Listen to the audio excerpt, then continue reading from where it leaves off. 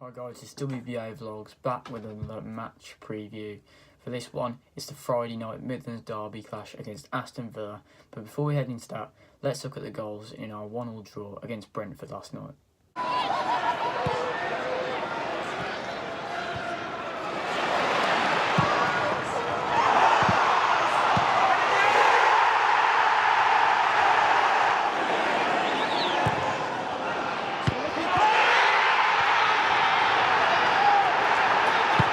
Obviously a disappointing night, all connected with Albion. Thought we were going to get the win.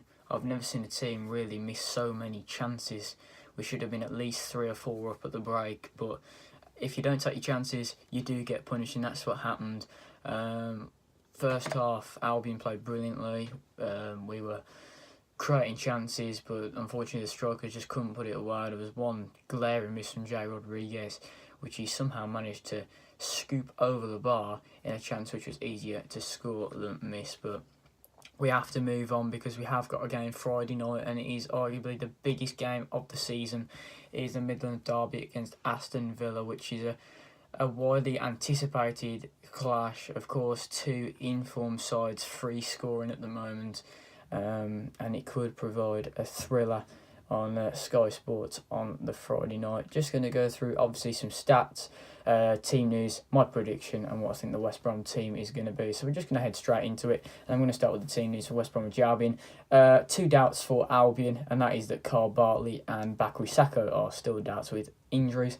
Sako has missed the last 4 games with a knock, and Bartley still has that recurring knee injury.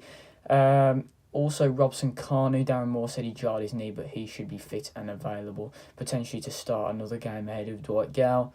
For Aston Villa, Albert Adoma is expected to return from an injury that he sustained against Nottingham Forest in the 5-5 draw. And also, Tammy Abraham came off in the win against Middlesbrough, but he should be fit after Dean Smith said it was only a knock and due to fatigue. And the 2 ruled out are Bjornsson and Lansbury, and that is all the team news. For the stats between clubs, this is the last meeting between Albion and Villa came in January 2016, and it ended 0-0. Midlands derbies do tend to not live up to the hype that they get. Tammy Abraham scored 6 goals in his last 3 games. That is something to be feared for the Albion defence, with us not keeping a clean sheet at the moment. Only 1 this season, and he scored 11 goals this season. Villa have won 4 out of their last 5 in the Championship. They're unbeaten in 5 because, of course, they drew to Nottingham Forest. With Albion, we've won 3 out of our last 4 games and unbeaten in 4, considering the draw we had last night, although it could have been 4-4 if we'd have managed to hang on. But still, on paper, it looks like 2 very informed teams coming up against each other, which proves to be an exciting match. My prediction for the game, I'm going to go 2-2. I think it will be a high-scoring game. I think it will be entertaining. Obviously, both sides playing probably end-to-end football. It'll be counter-attacking. I think it'll be a really good game to watch. Judging from the team I've predicted, I'm going to go with Gale and Morrison to get the goals for Albion.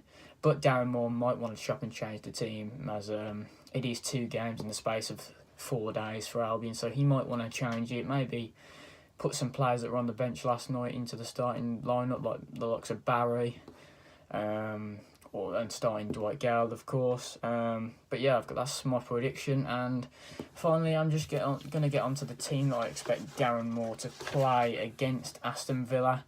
So obviously, Big Dave has gone for the last 4 games with a 4-3-3 system, so that's what I think he will continue to do. So I'm going to go with Sam Johnson in goal. Of course, he's going to be playing for Albion for the first time against his former club, Aston Villa, which he spent 2 years on loan there.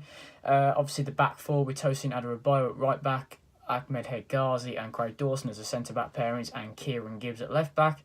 The 3 midfielders of Jake Livermore, James Morrison and Matt Phillips.